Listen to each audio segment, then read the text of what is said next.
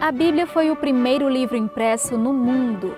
Hoje, quase 600 anos depois, ela é o mais traduzido da história. Está em cerca de 2.500 línguas e dialetos.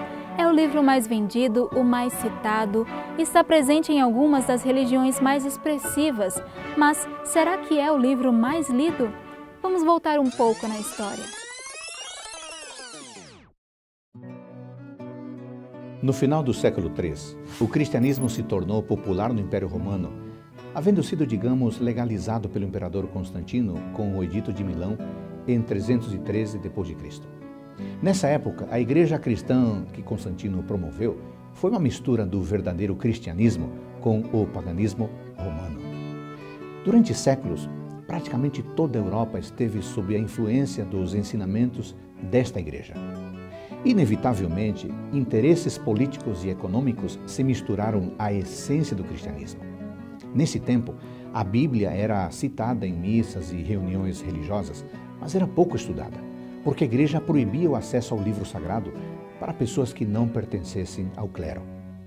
No século XII, grupos de pessoas como os valdenses e outros se levantaram para declarar o direito de cada fiel de ter acesso à Bíblia e compreendê-la individualmente. Como estratégia, eles se reuniam clandestinamente e pregavam a mensagem bíblica como sendo a fonte de toda a autoridade eclesiástica, negando a supremacia de Roma e rejeitando muitas das suas doutrinas e práticas religiosas. Por causa disso, sofreram severas perseguições. Foi o período conhecido como pré-reforma. A partir do século XV, esse mesmo descontentamento fez com que se levantassem homens como John Wycliffe, John Huss, Martinho Lutero, Zwinglio, Guilherme Farel, João Calvino, Teodoro de Beza, John Knox e tantos outros que questionaram firmemente muitos dogmas e práticas da igreja dominante, como a venda de indulgências, a adoração a imagens e o enriquecimento da igreja às custas do desprendimento dos fiéis. Estes homens propuseram uma verdadeira reforma em tudo o que não estava de acordo com a Bíblia. Seus argumentos estavam embasados basicamente em 5 princípios ou 5 solas.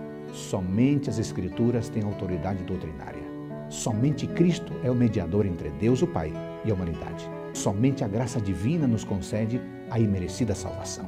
A justificação vem somente pela fé, sem a interferência das obras. Somente a Deus é devida toda a glória. Se hoje conhecemos e cremos no amor de Deus e na sua graça salvadora e temos a Bíblia como única regra de fé e doutrina, é porque durante décadas esse agitado movimento protestou pela restauração da verdade bíblica e do evangelho puro. Mas não adianta a Bíblia ter motivado uma grande reforma eclesiástica e social há 500 anos se hoje ela não transformar a sua maneira de pensar e agir. Não faz sentido ela ter perdurado milênios apenas para ocupar espaço numa prateleira. Não adianta ela ser o livro mais vendido no mundo se não for o mais estudado. Ter a Bíblia em mãos hoje só faz sentido quando ela deixa de ser um conjunto de páginas para ser a mensagem que transforma a tua vida, te aproxima de Deus e da verdade.